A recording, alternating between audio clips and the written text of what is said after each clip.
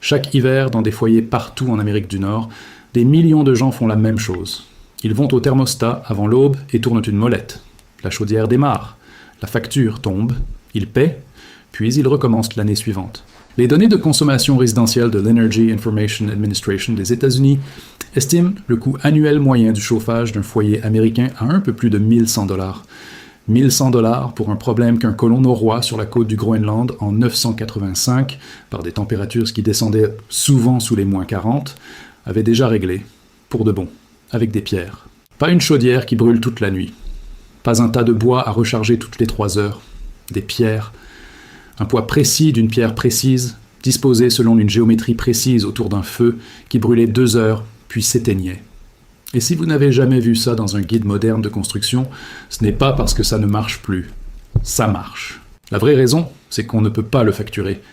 Il n'y a pas d'abonnement mensuel pour une propriété thermique contenue dans une pierre ramassée au sol. Les bâtisseurs norrois ont pris une décision très précise sur la géométrie de la pierre autour du foyer central, visible dans les structures mises au jour par Helge Ingstad et Anne Steen Ingstad. Après 8 ans de fouilles à Lance aux Meadows, à Terre-Neuve, à partir de 1960, qui a transformé un simple entourage de feu en système capable de garder un bâtiment hors gel pendant 8 heures après la dernière flamme. Pas la taille du feu, pas le type de combustible. Une seule décision sur l'angle et la masse de la pierre. On y vient. Quand on pense à une maison longue norroise, on imagine des courants d'air, de la fumée, le froid qui s'infiltre par les murs après minuit. Cette image est juste sur un point. La fumée. Dans The Vikings, publié chez Penguin en 1987, Else Rosdahl décrit la construction des murs des maisons longues sur des sites norrois, d'Islande et de Norvège. Des murs de tourbe, jusqu'à 2 mètres d'épaisseur, avec un noyau central de pierre. Dans une maison moderne à ossature bois, le mur entre vous et l'air extérieur fait grosso modo 15 cm d'ossature isolée. Dans la maison longue de Stong, en Islande, ensevelie et presque intacte sous l'éruption de l'éclat vers 1104, puis fouillée pour la première fois par l'archéologue Daniel Brune en 1905, ce mur dépassait 1,80 m, de tourbes tassées et de pierre. Ce n'est pas un mur, c'est un radiateur à accumulation, avec un toit dessus. Mais les murs retenaient en la chaleur, ils ne la produisaient pas. La production se jouait au foyer. Et c'est là que ce que faisaient les Norrois transforme cette facture annuelle de 1100 $ en problème déjà résolu. Selon le rapport d'IBIS World sur le marché intérieur du chauffage, ventilation et climatisation, l'industrie américaine du secteur a généré plus de 130 milliards de dollars en 2023. Ce chiffre existe parce que vous continuez à tourner la molette. Il suppose que vous croyez qu'on ne peut chauffer un espace qu'en brûlant quelque chose en continu, puis en faisant circuler le résultat par des gaines, des tuyaux ou des résistances électriques. Un équipage norrois parti de Brattahlid, la colonie groenlandaise d'Éric le Rouge, vers la côte de Terre-Neuve aux alentours de l'an 1000, traversée racontée dans la saga des Groenlandais et confirmée par les fouilles de Lance aux Meadows, n'a pas mis au point ces techniques de chauffage dans des conditions confortables. Il les a éprouvées en pleine traversée océanique, dans un air négatif, dans une structure battue par des vents venus de la banquise, avec le ravitaillement le plus proche, à 3 semaines de voile. Si le système de chauffage échouait, l'équipage n'appelait pas un service après-vente, il ne peinait pas, il mourait. Mais voilà la question que l'industrie du chauffage n'a jamais eu besoin que vous posiez. Comment, exactement, cette géométrie de pierre fonctionnait? C'est ce qui vient maintenant. Ce n'est pas une idée nouvelle, le principe est antérieur aux Norrois. Mais ce que montre le dossier de fouille de Lance aux Meadows et ce qu'Anne Steen Ingstad détaille dans The Norse Discovery of America, coécrit avec Helge Ingstad et publié en anglais en 1985 par Norwegian University Press, c'est que les bâtisseurs norrois avaient affiné la pose des pierres en un système précis et répété. On retrouve la même géométrie de foyer à Lance aux Meadows, à Terre-Neuve, à la ferme de Stong en Islande, et dans la maison longue de Borg i Lofoten, dans le nord de la Norvège, fouillée par Gerd Stamse-Munch et publiée par Tapir Academic Press en 2003. Ce n'est pas un hasard. C'est la transmission délibérée d'une technique efficace à travers un réseau d'implantation couvrant presque 5000 km d'océan ouvert.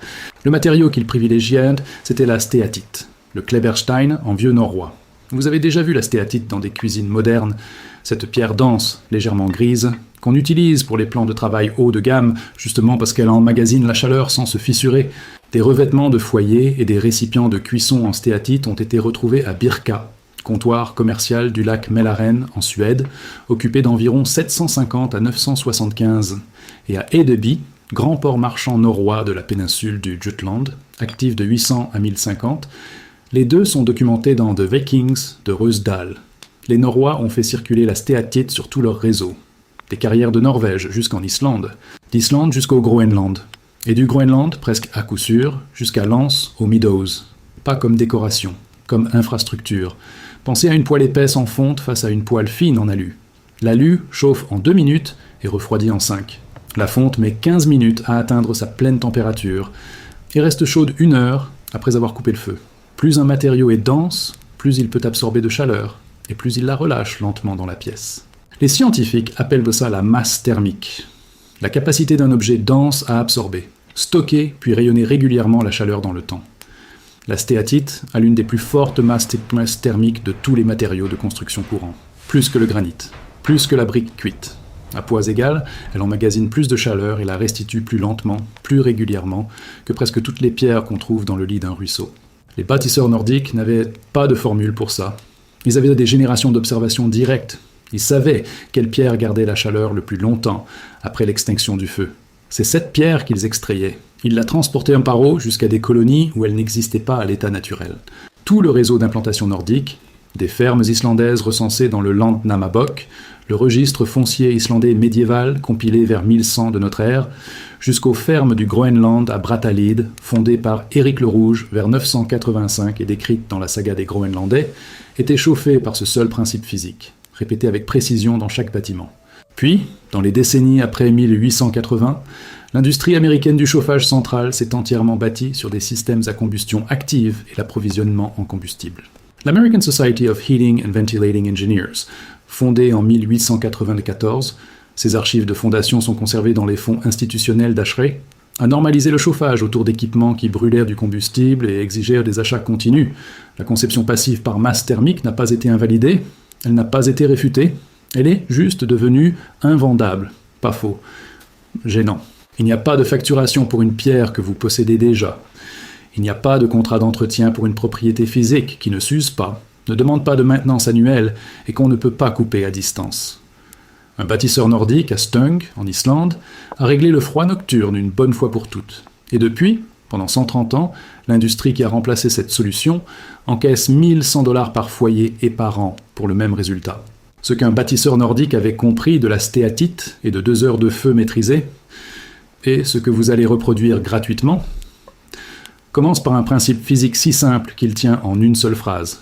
Chaque équipe active sur ce réseau nordique de 3000 miles, de Hedeby dans la péninsule du Jutland à la colonie de l'est du Groenland, jusqu'au camp de Lens aux Meadows, réglait le froid de la nuit, sans contrat de chauffage, sans facture, sans fournisseur, sans appel de dépannage en février.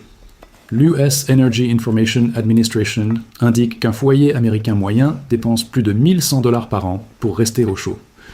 Les colons nordiques de Brattahlid, dans des conditions qui feraient leur passer un hiver du Minnesota pour doux, ne dépensaient rien pour obtenir ce résultat. La physique thermique n'a pas changé d'une seule variable depuis 985 de notre ère. Et presque personne ne s'en sert. Si vous découvrez cette chaîne, c'est exactement ce qu'on fait ici. On retrouve les techniques réellement utilisées par les Nordiques, vérifiées par des fouilles nommées et des historiens identifiés, puis on vous montre précisément comment les appliquer aujourd'hui. Abonnez-vous et activez les notifications si vous voulez voir la prochaine. Vous avez vu ça toute votre vie sans jamais faire le lien. Vous avez senti un mur de pierre un après-midi de chaleur, encore tiède 2 heures après que le soleil l'a quitté. Vous vous êtes brûlé la main sur une poêle en fonte posée sur un brûleur froid bien après avoir coupé le feu. Vous avez remarqué qu'un habillage de cheminée en briques reste chaud au toucher pendant des heures après l'extinction du foyer, bien après que le conduit a aspiré toute trace de chaleur de combustion hors de la pièce. Ce n'est pas une coïncidence. C'est la masse thermique qui fonctionne exactement comme les bâtisseurs nordiques l'avaient conçu. Voilà ce que la plupart des gens ratent. Le feu n'est pas le chauffage. Le feu est la charge, la pierre est le chauffage.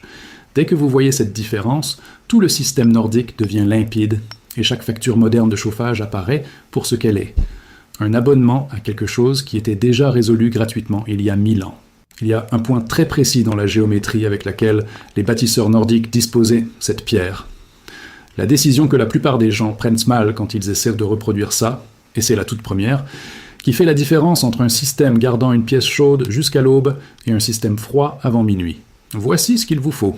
Je veux être honnête avec vous sur chaque chiffre. De la pierre dense, non poreuse, gratuite, si vous savez exactement quoi chercher. Vous le saurez en 60 secondes. Une simple grille de foyer en fonte, ou un caisson de feu, que possèdent déjà la plupart des gens qui se chauffent au bois. Si vous devez en acheter un, une grille basique en fonte coûte 15 à 20 $ dans n'importe quel magasin agricole ou de bricolage. C'est vraiment tout. Voici l'erreur que presque tout le monde fait. Ils prennent des pierres de rivière. Ça paraît parfaitement logique. Les pierres de rivière sont lisses, ont l'air denses, et elles sont gratuites. Il y en a partout. Et pendant les 30 premières minutes de chauffe, elles semblent marcher parfaitement. Puis l'une d'elles éclate avec un bruit de coups de fusil. Les galets de rivière passent des décennies, parfois des siècles, sous l'eau. Cette eau s'infiltre dans des micro-fissures invisibles à l'œil nu. Quand vous chauffez vite cette pierre, comme le fait un feu, l'humidité piégée devient vapeur avant d'avoir pu s'échapper par ces fissures. La pression monte dans la fente, et la pierre cède comme un récipient fermé qu'on jette au feu. Ce n'est pas un cas rare. Avec des pierres de rivière chauffées, c'est le résultat normal. Les équipages norrois, en Islande et au Groenland, où le basalte volcanique et la stéatite dominaient, n'ont pas fait cette erreur, parce que la pierre disponible convenait déjà.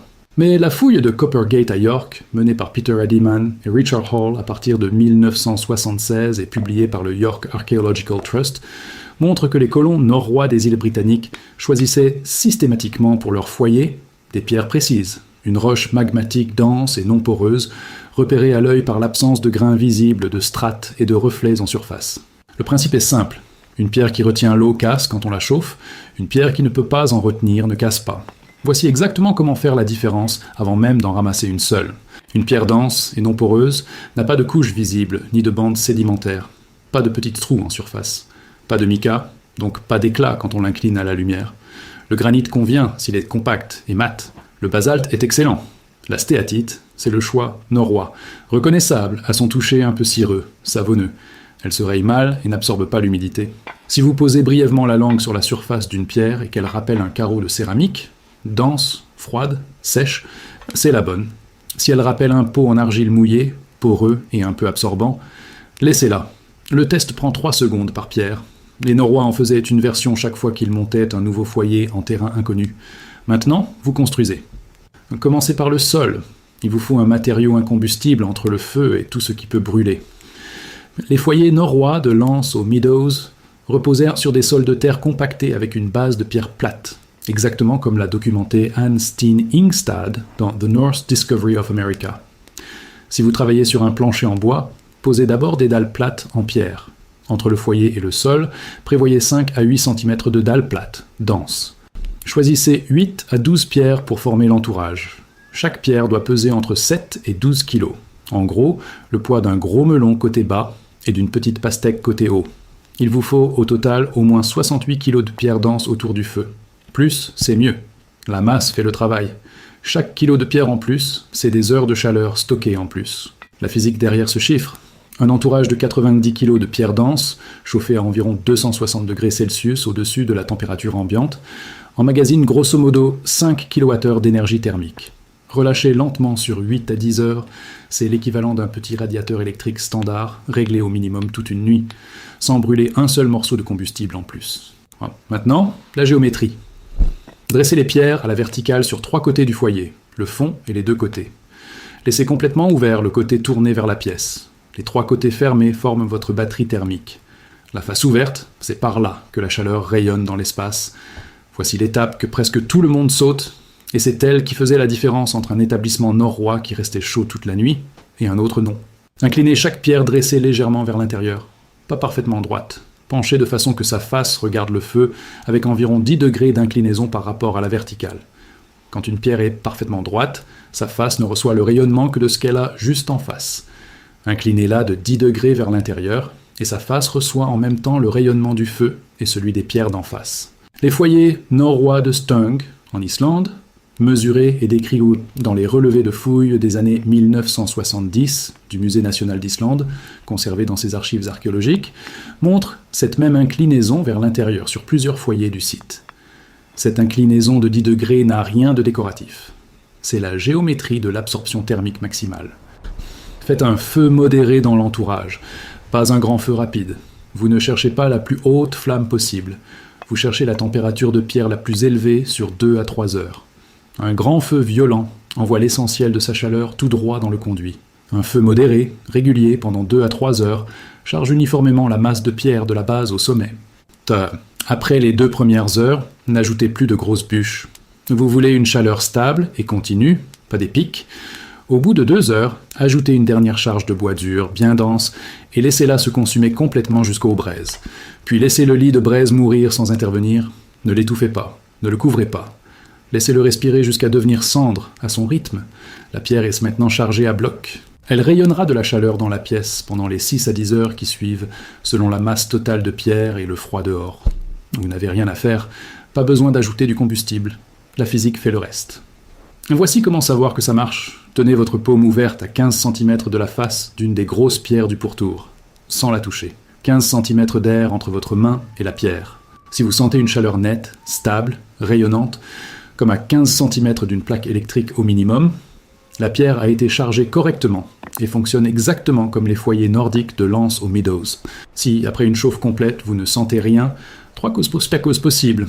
La pierre n'a pas assez de masse totale, elle n'a pas chauffé assez longtemps, ou ce n'est pas le bon type de pierre et elle relâche trop vite sa chaleur. Remplacez les pierres une par un matériau plus dense et recommencez. Ce test prend 10 secondes. Un enfant peut le faire. Ce que vous venez de construire, c'est ce qu'un colon nordique de Lance aux Meadows utilisait pour garder un bâtiment hors gel pendant l'hiver de Terre-Neuve, dans un air assez froid pour cristalliser votre souffle avant qu'il se dissipe. Si c'est le genre de montage que couvre cette chaîne et que vous voulez le prochain, abonnez-vous et activez les notifications. Chaque technique ici est vérifiée sur des sources archéologiques nommées. C'est la norme de cette chaîne et elle n'est pas négociable. Un pourtour de pierre chauffe une pièce. Ce qu'une famille de 4 fait avec 3 pourtours de pierre, un central, un par zone de couchage, ressemble alors exactement au plan documenté de la grande maison longue de Borg-Ilofoten, dans le nord de la Norvège, l'une des plus grandes maisons longues nordiques jamais fouillées, où 3 foyers distincts servaient 3 zones fonctionnelles d'un seul grand bâtiment. L'ouvrage de Gerd Stamse Munch, publié en 2003 chez Tapir Academic Press, décrit cette disposition à plusieurs foyers comme une pratique standard dans les grands bâtiments domestiques nordiques. 3 pourtours de 90 kg chacun, 270 kg de pierre chargées qui rayonnent en même temps pendant une nuit d'hiver, pas de gaz, pas d'électricité, pas de compteur qui tourne en fond. Maintenant, passez à l'échelle de ce qu'était la colonie orientale d'Éric le Rouge au Groenland, à son apogée. Une communauté d'environ 400 colons nordiques, documentée dans la saga Grenlandinga et dans les relevés archéologiques menés pendant plusieurs décennies par le Musée national du Danemark. 400 personnes, des conditions subarctiques, un combustible de chauffage limité au bois flotté et à la tourbe compactée que donnait la côte. Aucun navire de ravitaillement n'arrivait avec du combustible en janvier. La colonie orientale nordique a fonctionné sans interruption pendant plus de 400 ans, d'environ 985 de notre ère jusqu'au début du XVe siècle, dans des conditions que les ingénieurs modernes jugent inhabitables sans système de chauffage de niveau industriel. Ils utilisaient la pierre. Pas de facture, pas d'infrastructure, pas besoin de demander la permission. Il existe une condition où ce système marche moins bien que ne le laisse penser le reste des données nordiques. La façon dont il la gérait, c'est la dernière chose de ce script. Une forte humidité ambiante limite les performances de la masse thermique. Ce n'est pas un défaut de la pierre ni de la physique, c'est une contrainte de la physique. Quand l'humidité de l'air reste régulièrement au-dessus de 70% en climat côtier, dans un sous-sol mal ventilé ou une pièce sans circulation d'air régulière, la pierre dense commence à absorber l'humidité de l'atmosphère par sa surface. Cette humidité crée une fine couche isolante à la surface de la pierre qui ralentit le transfert de chaleur vers la pièce. La pierre garde la même quantité d'énergie. Elle ne peut juste pas la relâcher aussi efficacement à travers cette couche d'air humide. Les traces des établissements nordiques traitent directement cette contrainte. Tous les grands sites de maisons longues, avec foyers documentés, montrent aussi des signes d'une circulation d'air pensée dès la construction. À Lance aux Meadows, le couloir d'entrée, ce qu'Anne Stein Ingstad décrit dans The North Discovery of America comme un vestibule piège à froid, créait une différence de pression constante qui faisait circuler l'air intérieur en continu, gardant l'humidité nettement plus basse dedans que dehors, même sur la côte de Terre-Neuve. La solution moderne est identique à celle des Nordiques. Faites passer de l'air sur la face de la pierre. Un petit ventilateur qui envoie l'air de la pièce sur la surface du pourtour casse cette couche d'humidité et ramène le transfert thermique presque à son plein rendement. La physique se moque du siècle où elle opère, ou du fait que l'air soit déplacé par une différence de pression dans un couloir d'entrée en tourbe, ou par un ventilateur à 12 $. Les pierres de foyer de Lance aux Meadows sont toujours là. Protégées par Parc Canada depuis l'inscription du site au patrimoine mondial de l'UNESCO en 1978, les pierres posées par un équipage nordique sur la côte de Terre-Neuve vers l'an 1000 sont restées à leur place de fouille. La masse thermique fonctionne toujours. La géométrie précise de pierres denses inclinées vers l'intérieur, qui gardait ce bâtiment hors gel pendant un hiver de Terre-Neuve, dans un air assez froid pour tuer une personne sans protection en moins d'une heure, obéit toujours à la même physique que le jour où l'équipage de Leif Erikson y a allumé son premier feu. La pierre n'a pas changé, la physique n'a pas changé, ce que vous venez de construire fait la même chose. Je ne sais pas ce qui vous a amené ici aujourd'hui, peut-être une facture de chauffage, peut-être juste l'impression qu'il existait autrefois quelque chose de plus simple avant que quelqu'un le rende cher. Ça n'a pas d'importance. Dans les deux cas, ça marche.